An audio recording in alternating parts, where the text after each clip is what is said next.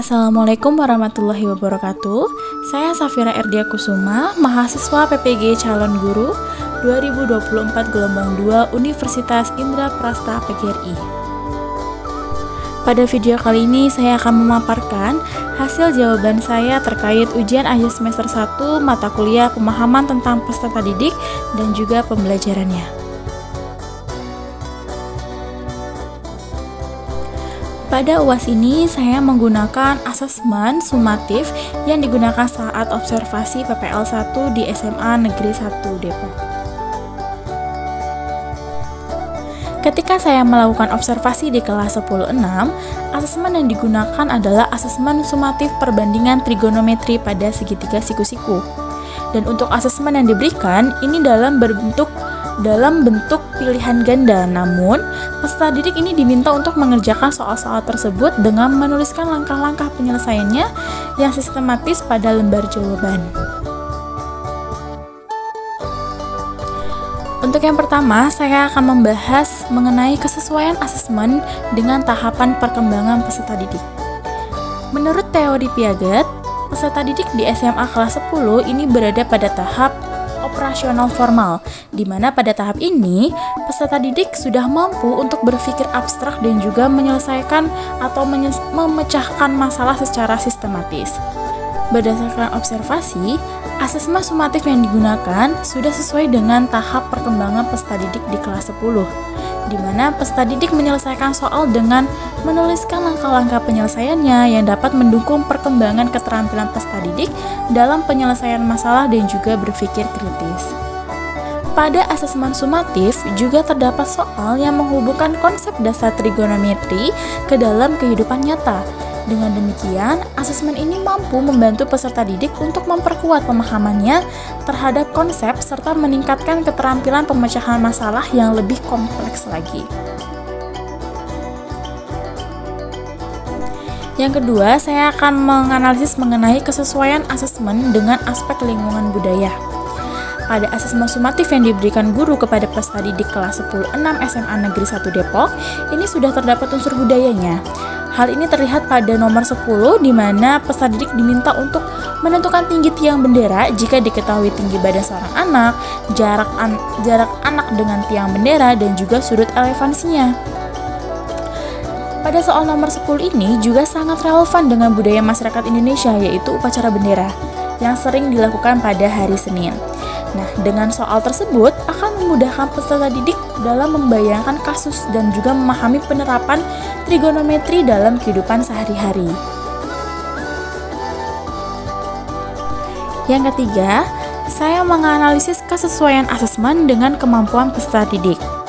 Dilihat, asesmen sumatif yang diberikan guru pada peserta didik ini kurang sesuai dengan variasi kemampuan peserta didik. Asesmen sumatif yang diberikan hanya sebagian berfokus pada level kognitif C3 atau peserta didik hanya sekedar menghitung sesuai dengan rumus yang pernah mereka pelajari sebelumnya. Dan akan lebih baik jika guru memberikan soal-soal host sehingga peserta didik dapat menggunakan analisis mereka untuk menyelesaikan soal atau permasalahan. Dengan demikian, peserta didik tidak hanya menghafal langkah-langkah tapi juga dapat belajar mengembangkan strategi masalah yang kreatif dan juga kritis. Selanjutnya, saya akan membahas bagaimana asesmen sumatif tersebut dapat memberikan ruang bagi peserta didik untuk memberikan umpan balik atas proses pembelajarannya. Yang pertama, peserta didik dapat mengidentifikasi tingkat pemahaman mereka sendiri terhadap konsep perbandingan trigonometri pada segitiga siku-siku.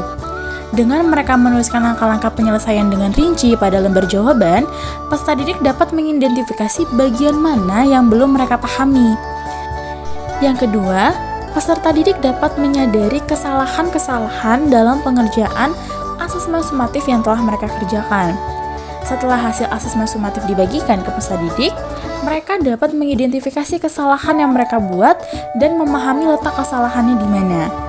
Jika ada langkah yang tidak sesuai atau rumus yang salah digunakan, mereka dapat mengevaluasi kesalahan tersebut dan juga memberikan umpan balik kepada guru mengenai bagian mana yang mereka perlu penjelasan lebih lanjut lagi. Soal selanjutnya, Apakah kebutuhan peserta didik akan lingkungan belajar yang aman dan nyaman sudah terpenuhi ketika berlangsungnya proses pembelajaran di kelas? Ya, pada kelas 10-6 SMA Negeri 1 Depok, kebutuhan peserta didik akan lingkungan belajar yang aman dan juga nyaman sudah terpenuhi ketika proses pembelajaran berlangsung. Hal ini dapat dilihat dari dua aspek. Yang pertama, ada kenyamanan fisik, seperti tersedia bangunan kelas yang layak, terpasang atap, ventilasi udara, terpasang pintu, kemudian tersedianya meja dan kursi yang layak bagi guru maupun seluruh peserta didik, kemudian arus listrik yang memadai, pencahayaan, papan tulis, proyektor, layar LCD, bahkan speaker, dan juga AC untuk kenyamanan peserta didik.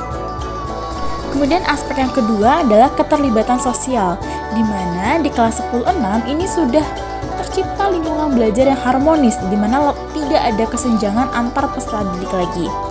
Dan mereka ini saling menghargai, saling mendukung, dan juga bekerja sama satu sama lain untuk mencapai tujuan pembelajaran.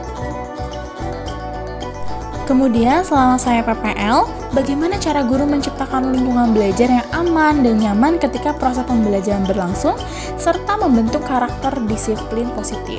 Yang pertama, itu pastinya guru membuat peraturan kelas yang jelas dan juga konsisten. Di awal pembelajaran, ini guru meminta peserta didik untuk memeriksa kebersihan di sekitar mereka. Gunanya untuk apa? Ini demi kenyamanan mereka selama pembelajaran. Kemudian yang ketiga, guru ini sering membentuk kelompok belajar ketika pembelajaran untuk melatih sikap gotong royong dan saling membantu mereka. Kemudian selanjutnya, guru secara rutin melakukan refleksi bersama peserta didik untuk mengevaluasi proses pembelajaran dan juga suasana kelas.